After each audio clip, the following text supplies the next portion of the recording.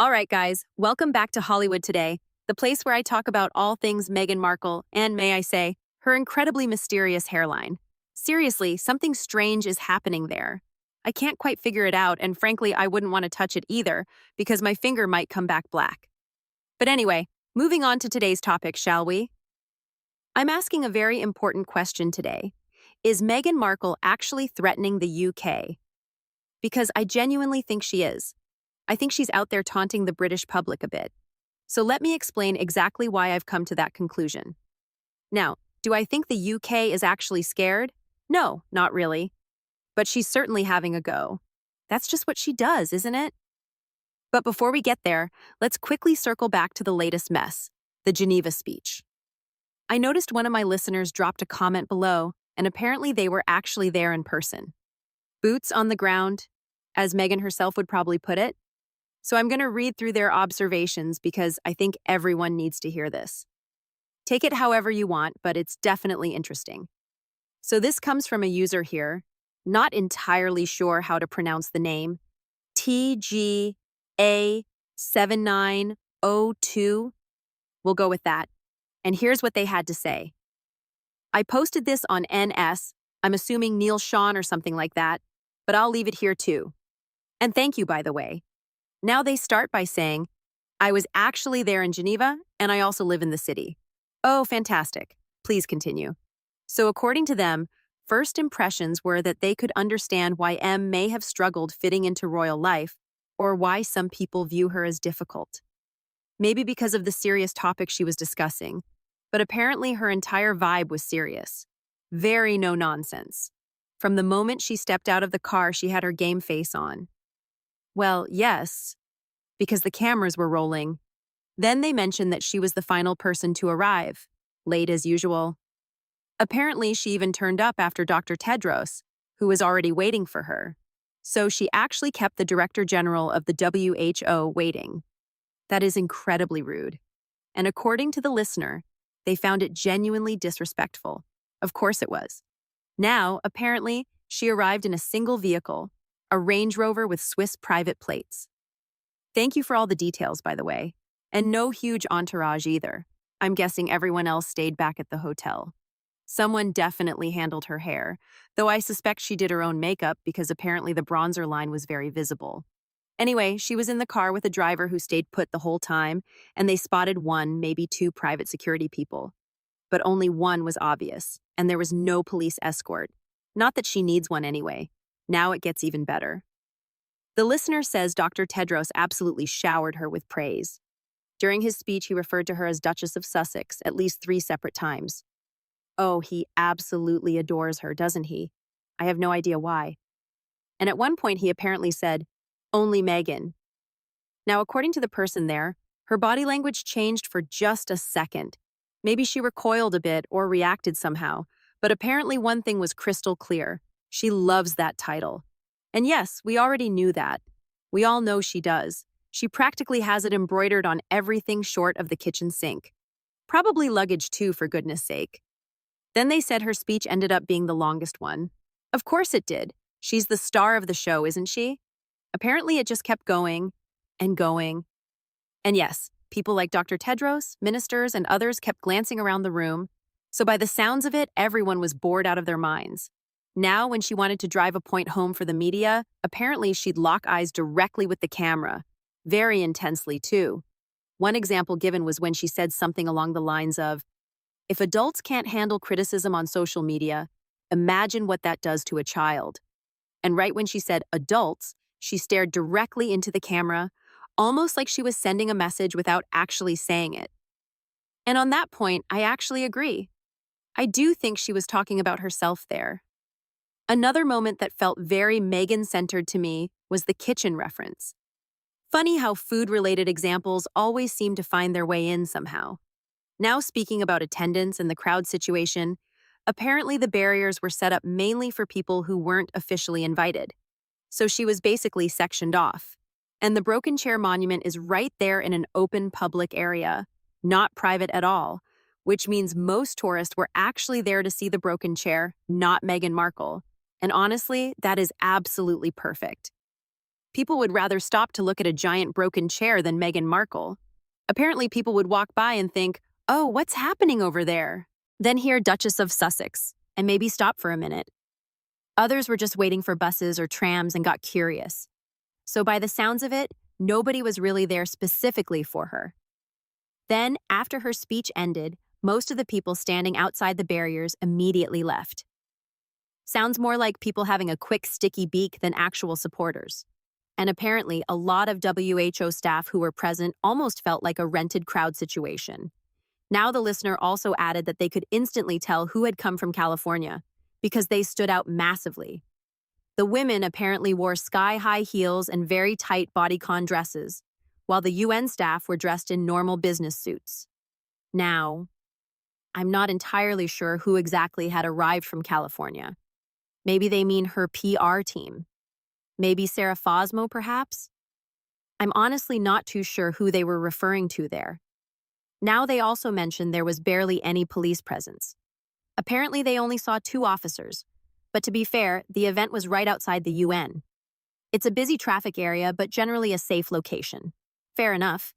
Now this person also says they work in international Geneva as well. I'm not entirely sure what that means exactly. But moving on, they mentioned that this was the first time they had ever seen a sit-down inauguration happen at the broken chair location. And according to them, it felt a bit over the top. Of course it did. Although they did admit that for this sort of exhibition, it probably was the right setting. But apparently the whole thing had a very California celebrity vibe to it, and the photos made it seem much grander than it actually felt in person. Honestly, I didn't think it looked grand at all. Now everyone invited apparently received a white rose to hold. They said they weren't entirely sure why, because they didn't stay for long. I'm assuming that was meant to be some kind of tribute to the children. Then there was this observation. Her forehead is big. From the side angle, it protrudes. Now listen, completely unnecessary comment there, but I know what you're getting at. I hear you. And lastly, the listener said they think Meghan's very tight facial expressions and serious demeanor probably come from nerves and from not wanting to mess things up. Now actually, that would make sense. They mentioned she clenches her jaw a lot, which yes, we've all noticed before, and that her body language seems very rigid, almost as though it helps her keep everything together internally. And let's not forget something else. She's trying to play a role. She isn't acting naturally. She's up there trying to channel Angelina or someone. But overall, this listener said they thought the message itself was good, and the location worked. Their issue was more with Meghan as a person, saying she came across as very stiff and rigid. Again, maybe that's because of the topic. Although personally, I think Meghan simply has no idea what she's doing. She's completely out of her depth. But honestly, that was such an interesting first-hand account of what happened behind the scenes. So thank you so much for sending that through, because I genuinely enjoyed hearing another perspective on it all. Now let's move on, because I wanted to talk about this thing over here. I mentioned in my previous video that something had clearly been edited, but I couldn't work out what the original wording was. So I put out a call asking if anyone knew. And wow, so many people came back with answers.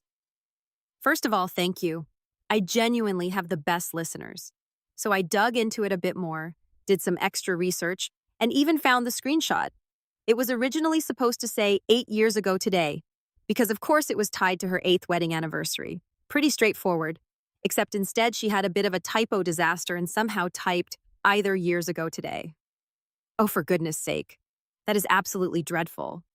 She managed to spell Christian correctly, but somehow couldn't get the very first word right. 8. Either, whatever happened there. Attention to detail really shining through. And it instantly reminded me of Meghan Markle back in 2016 at the Create and Cultivate event. Listen to what she said about typos and email mistakes. Stock emails with typos? Forget it. Terrible. Absolutely not. And then she goes, proofread, please. Proofread. Typos? Forget it. Proofread. Meghan, maybe take your own advice. Honestly, this is hilarious because she said some incredible things in these old interviews. And this was the exact same interview where she also claimed she'd never sell $100 candles on a website. Meanwhile, that's basically what she's doing right now. Not only that, they've got her children's names all over them, anniversary dates. Honestly, she has completely wandered off course at this point. So I thought that was brilliant. Meghan Markle, from 2016, telling everyone to proofread. And yet here we are 10 years later, and she still hasn't mastered it herself. Honestly, Meghan Markle really is a never-ending content machine. But let's get back to this supposed threat to the UK, because this post right here is really where all of this comes together. Now, this was the post where she acted as though British Airways staff had unexpectedly handed her this lovely card celebrating her 8th wedding anniversary. I'm sorry, but I'm not buying it. Maybe airlines acknowledge birthdays occasionally. Perhaps. But wedding anniversaries? And especially when you're traveling alone and Harry isn't even there, why on earth would they care? This feels completely staged. But here's why I think posting it matters. Because by posting this, she's sending a message to the UK. And not only that, I think we may have another typo situation on our hands because old Richie Rich appears to have signed the card twice. Proofread, please. What is this? Meghan Markle trying to manifest money? Is Richie Rich her new personality now? Or is that some strange nickname for Harry? Very odd. But down at the bottom of the card, the airline included the flight number and date. British Airways 269 on the 18th of May. Now, BA 269 happens to be the London to LAX route. And that's where things get interesting, because what Meghan Markle wants everyone to know is that she was in London. She's barely set foot in the UK since leaving, and suddenly this appears. So I think this detail matters a lot. I think she wants people in Britain thinking, I was there, and you didn't even know. And actually, there's another very interesting detail about all of this too. So this article here came from the Daily Mail. Meghan's rare return to the UK. Duchess reveals she passed through Heathrow while traveling back to LA from Geneva. So now there are actual news articles being written about this. According to the article, her last official visit to Britain was back in 2022, after the passing of the late Queen Elizabeth II. But reports also claimed that in July 2024, she traveled through Heathrow again while on her way to Nigeria, and apparently spent several hours tucked away inside the exclusive Windsor suite. So essentially, she was waiting around at Heathrow for Harry to finish up his well-child event or UK appearance so they could continue on to Nigeria together. But the key thing here is she didn't want anyone seeing her. She was basically hidden away. At the time, it honestly looked like she was far too nervous to be in the UK. But now, she's gone and done it again. And this, by the way, is Harry arriving at Heathrow to meet Meghan Markle. Now let's get into the flight details because this is where things start becoming interesting. Apparently, British Airways flight BA 269 from London departed 26 minutes behind schedule. Now, I'm going to take a wild guess and say maybe Meghan Markle was running late again. Wouldn't be shocking. Now it's not entirely clear how long she actually spent at Heathrow after flying in from Geneva on Monday morning. And to be fair, there are no direct flights from Geneva to Los Angeles. Okay, fair enough. She needed a stopover somewhere. But she had options, didn't she? She could have connected through Frankfurt. She could have gone through Paris. Barcelona was another possibility. But she didn't choose any of those. She picked London. And personally, I think that decision was very intentional. To me, this feels like Meghan Markle saying, I'm back, I'm not afraid of the UK anymore, and yes, I'll be there for Invictus. So buckle up, everyone, because Meghan Markle, in my opinion, is sending a message to Britain right now. She absolutely plans on showing up in 2027. She's signaling to everyone that she isn't scared, and I think she's trying to send a message to the British public. So there you have it. Once again, Meghan Markle, in my opinion, is behaving terribly. It all feels very passive-aggressive.